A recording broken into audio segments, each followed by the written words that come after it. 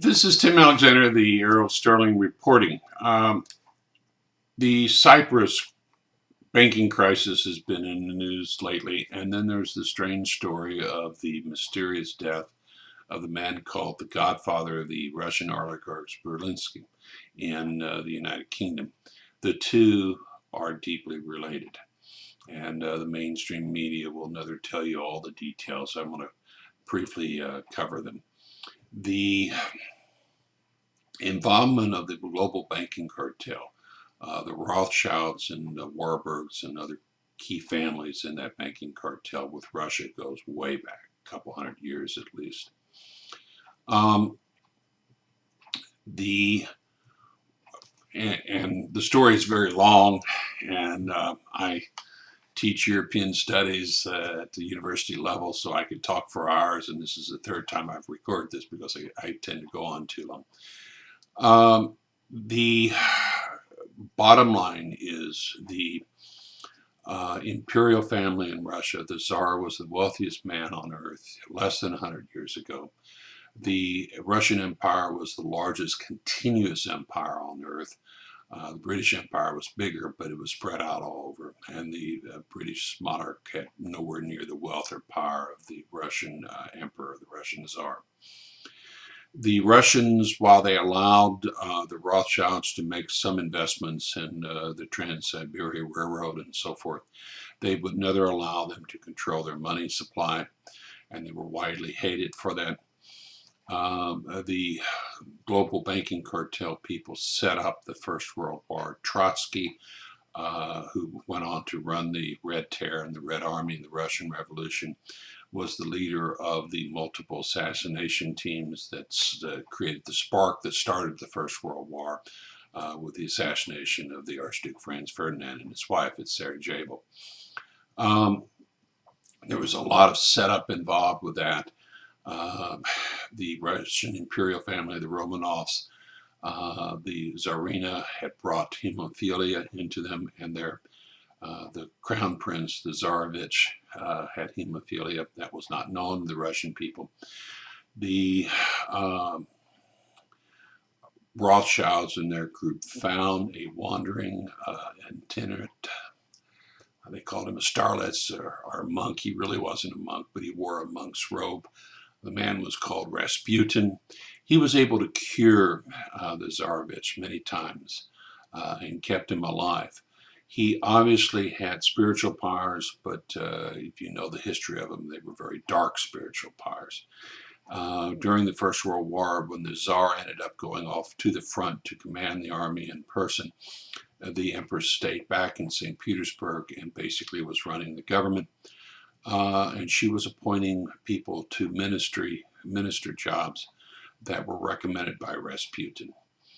Rasputin caused a lot of trouble and weakened the imperial family, but at the end, the imperial family was all killed by the communists. The communists were set up by the global banking cartel, particularly the Warburgs and the Rothschild families. The communist under the communists in Russia and in Eastern Europe, between 80 and 100 million people were slaughtered. Of course, well over a million people literally were starved to death in Ukraine, the most greatest agriculture producing country in Eastern Europe and one of the greatest agricultural countries on earth. The millions beyond those that were killed were tortured in the Gulag system. The Gulag system was largely Zionist run. Alexander Socialation says every single prison warden of the 1,000+ prisons in the Gulag system was Jewish. Now, I'm not really blaming the Jews. They were used by their banking elite, and that has happened repeatedly. It's happening again now, and it hasn't worked out too good for the Jews in many cases. Certainly, Hitler was 1/4 Rothschild. His father was the bastard offspring of one of the Viennese Rothschilds, and the maid, his grandmother. And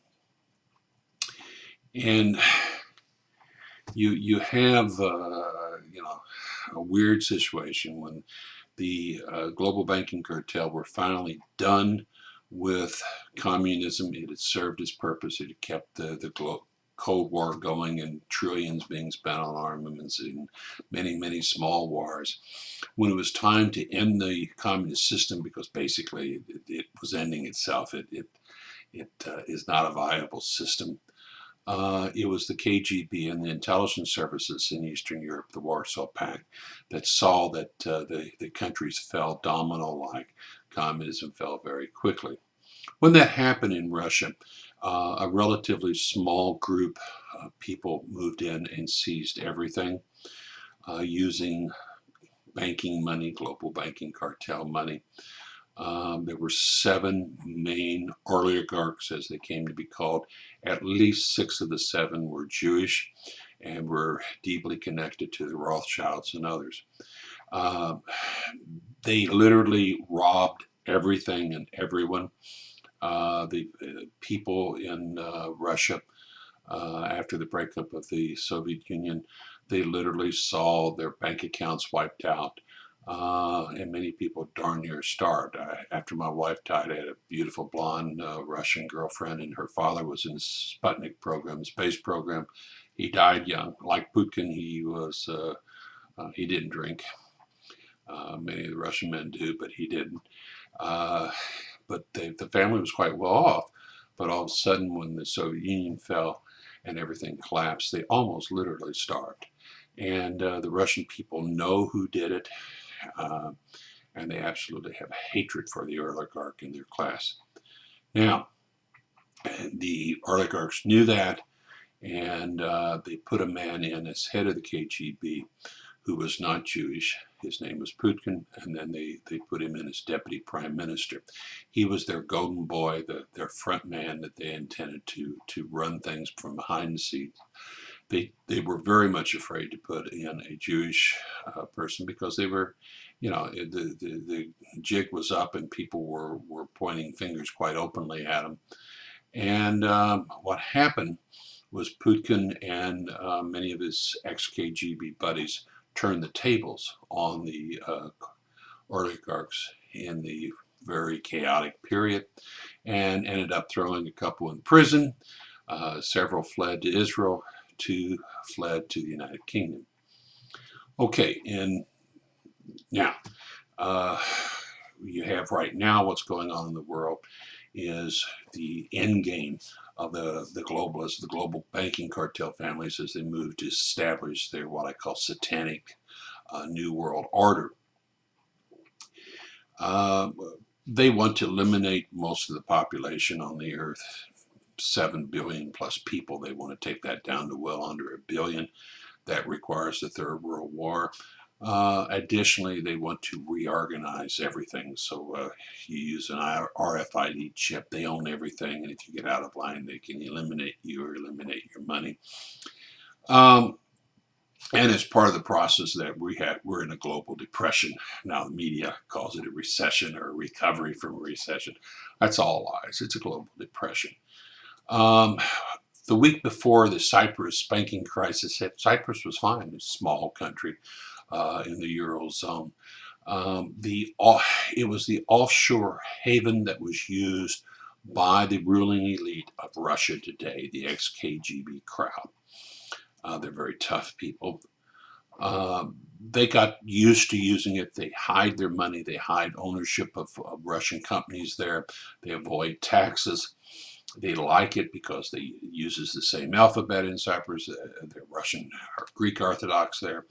And it's nice and warm and sunny. And it's very open to Russians, and there's a large Russian society there. The oligarchs tended to stay away from there once there was a split with Putin. Now, when the international banking cartel suddenly and the EU suddenly moved on Cyprus, and all of a sudden you have this great crisis, and they're demanding a haircut. They're demanding that people who have money in the Cyprus banks, particularly the 2 big ones, would lose 40% or 20% or what other percentage it was, and it was always changing of their worth. What they were essentially doing was saying to the Russian ruling class, we're going to take your money, a lot of it, and you're not going to be able to stop it. Now, the Cyprus politicians were put between a very big rock and a very big hard place. The Global Banking Cartel characters, who are the most corrupt and evil on earth, and the Russian, basically the Russian mob, but the ruling ex-KGB elite, who are known to be absolutely ruthless if necessary. And literally, there were stories that many of the parliamentarians, the MPs, and government ministers were very concerned for their very lives. All of a sudden, the parliament passes or fails to pass the enabling legislation allowing the haircut. And you had a week, which has just happened, and everything, the banks were closed, and people can get their money out. But there were branches in Russia of the two main banks, plus a deep relationship with a Russian bank. The right Russian people were able to withdraw their billions and billions. And this saved the lives of many Cyprus politicians and outfoxed the Illuminati, the Global Banking Cartel families. That's one theory. It probably is the correct one. The suspicious murder of the godfather of the oligarchs was, I believe, the message that was sent to the politicians. I think they were told within 24 hours, you're going to see something happen. This is a message. Pay attention. We, the Russian ruling class, will reach out and deal with you. And there is no amount of protection that will save you. And that's why Berlinski was killed.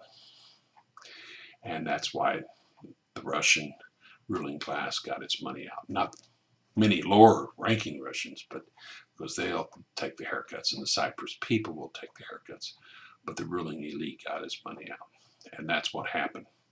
And of course, the mainstream media will never tell you that. The other theory is that a deal was cut. And it involves Syria and Iran. And the Russians will allow the war to begin. I don't think that's what's going to happen. There'll be a war, but I don't think the Russians will be very cooperative with it. In fact, I think they're quite mad at this point. But they did get their money out. This is Lord Sterling reporting. Thank you, and God bless.